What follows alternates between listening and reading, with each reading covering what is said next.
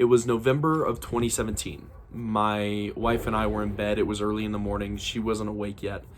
And I remember I just kind of like put my hand on her back and just prayed a really simple prayer. It was, Jesus, please heal her broken heart. See, my wife and I, we had just lost our first child to a miscarriage. And as anybody who's experienced loss of any kind knows, that grief is really, really painful. Hi, I'm Wes. Welcome to Trinity Sessions Episode 2. Today we're talking about prayer. And to talk about prayer, I think we're going to have to talk about what prayer isn't. Sometimes we just see, I think, prayer as this cosmic vending machine, right? Where if we have the exact right words and phrases, we put that in the machine just right, that we will get what we're asking for. Which is really kind of funny if you're thinking about like little Jimmy praying for a new Xbox. It's not quite so funny when you're praying for, say, a viral pandemic. And actually, let me read you a quote from a rather well-known atheist. Her name is Madeleine Murray O'Hair. She says this: "An atheist knows that a deed must be done instead of a prayer said. An atheist strives for involvement in life and not escape into death. He wants disease conquered, poverty vanquished, and war eliminated." And I so connected with this quote. I found it so interesting that Madeleine, this well-known, profound atheist, sees a disconnect between prayer and war and poverty being eliminated. And I find that so interesting because I think that's how most people see it. I really do. I think most people see prayer as disconnected from reality. I think we've got a massive gap between what we expect prayer to be and what prayer actually is. Let me read you a story about Jesus and about how he approached prayer. Check this out. Matthew 26, verse 36 is where we'll start. Matthew 26 says, "Then Jesus went with his disciples to a place called Gethsemane." Say Bible names just fast and nobody will pay attention. Gethsemane. It's a garden. And he said to them, "Sit here while I go over there and pray." He took Peter and two sons of Zebedee along with him. He began to be sad and troubled. And then he said to them, "My soul is very sad. I feel close to death. Stay here. Keep watch with me." In verse 39, this is where I want you to really pay attention. He went a little farther, and then he fell with his face to the ground. He prayed, "My Father, if it is possible, take this cup of suffering away from me. But let what you want be done, not what I want." See, that night, Jesus would be arrested, beaten. He would be given an illegal overnight trial by the Jewish leaders, and then the next day, he would be tried by the Roman government, beaten within an inch of his life, and killed via the most brutal manner of execution ever invented by humans. And in that chapter, God seems silent.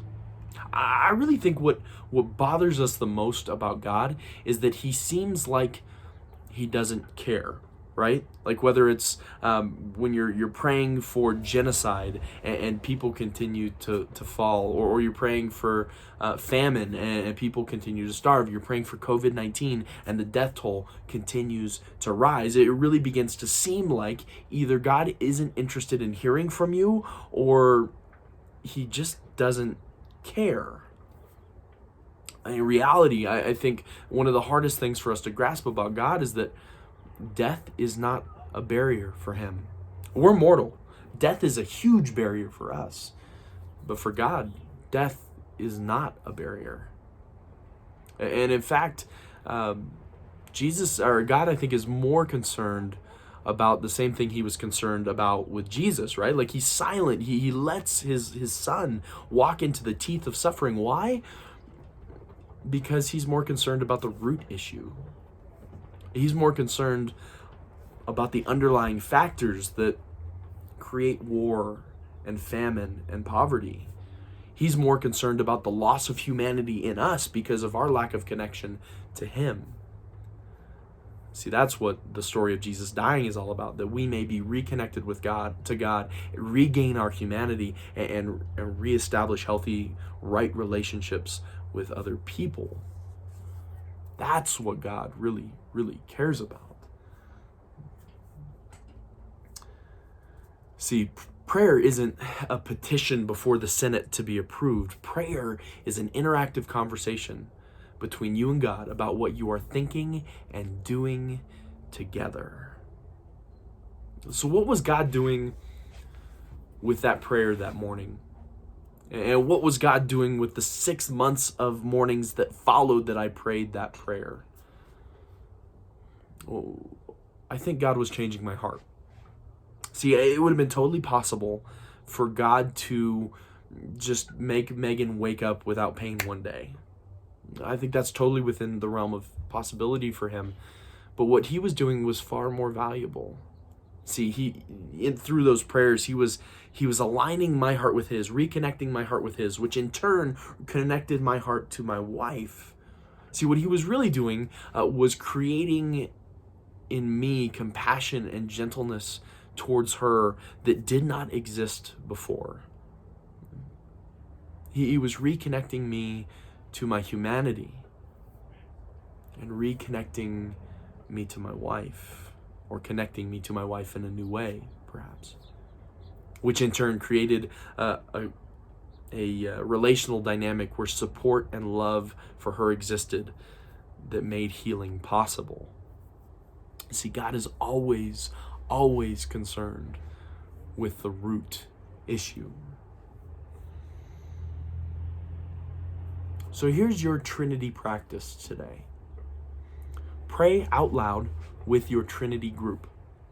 Pray out loud. And I know that's a big step for many of us. Some of us have never prayed out loud in front of anyone before. But take a courageous step. Maybe even pray for COVID-19. And while you are, pay attention to the ways that God is moving your heart, because prayer is all about transforming us and moving us towards doing something together.